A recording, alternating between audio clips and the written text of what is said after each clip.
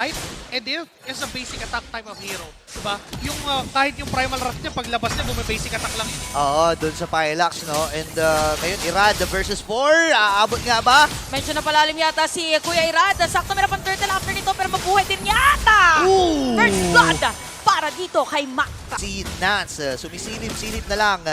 Pero Contest bibilisan pa nila pero Ayan Matt na. pa rin makakakuha at hindi nakaabot dito si Nats. It's just Smart Omega na naghahanap ng mga pwedeng i-poke against RC. Because na walang purple buff si Matt sa pagkakataon na yun, hindi siya able na kunin yung kill. But then again, Oh Chapter no. will fall down. Apat na members mula sa RSG nakaabang. And si Matt ay sumisilip lamang. Tinatansya niya kung maabot ba siya pag sinimulan niya yung purple buff at yung red. Ano ba yun? Nalito na rin ako eh. Wala. Limited na ngayon yung movement ng Omega. Ayun, sama-sama na sila dito. Kung skill ay gagamitin, nandun din yung Astral Echo. Habang penalty zone para kay Ryota! Okay, may pasok dito side ng Omega pero may damage siya naman. Wow. Nice to the kill. Axel Ryota pa nga na makukuha. Meron pang Mystic Gush if ever nagso tumakas. Pitin na sa dash dito si Matt. Humahabol pa rin si Nats. Phantom Execution ay gagamitin niya. Pero dahil doon ay naagawan na ni Irad. Pero sa bottom lane, si Emma na ang magiging target nila at si Kendra makakakuha ng kill. Ang dami nangyayari, top lane, bottom lane, activated ngayon ang buong mapa considering na third pa lang. Atin nakikita habang si Matt dito makikipaglaban sa totoong players ng RSG at nakukuha pa nga ang pagong. Tuloy-tuloy pa rin sila dito pero nandun yung Missing Crush! 4 members mula sa RSG. Pinagtulong-tulungan talaga itong Lance. I'm kill leaderboard boards with 14. Hindi, kasi si Aqua, minsan ma-first blood din yan eh. Kindatan ang dalawang jungler natin dito sa may Lord Pit.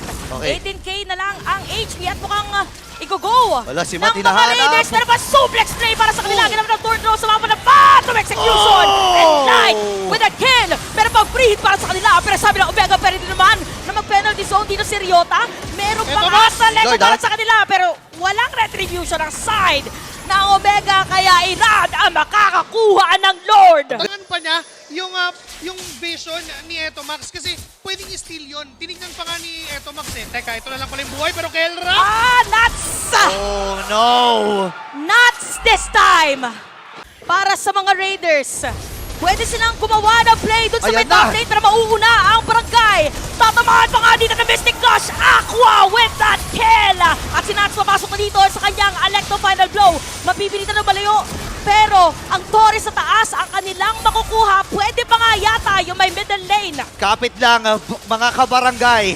At napakahaba ng mga nangyayari at napakagandang sayaw ang ipinapakita para sa aray atin. ko. Pangangalahati pa nga ang buhay dito ni Matt. Sumama pa ng buhay dito ng Lord. Pero RSG Light mukhang papasok pa nga. Dito meron pa set up play para sa kanila. At Matt mamamatay na nga sa kamay dito ni Light. At ang habuli po si Ryota. Unti-unti na nga ang makukuha ang buhay niya. Dahil hindi na makakatakas pa. At samahan mo pa na isa. Kailan makukuha nila? Tatlo ang bagsak para sa Smart Omega. This might be it. Irad, magre-ready na. Sakto ngayon ang puntirya nila. Oh! Eman with a kill. At ito na nga, RSG. Unti-unti na Walang nga minions! nagbe-base Walang na. minions! Pero walang minions Walang at minions!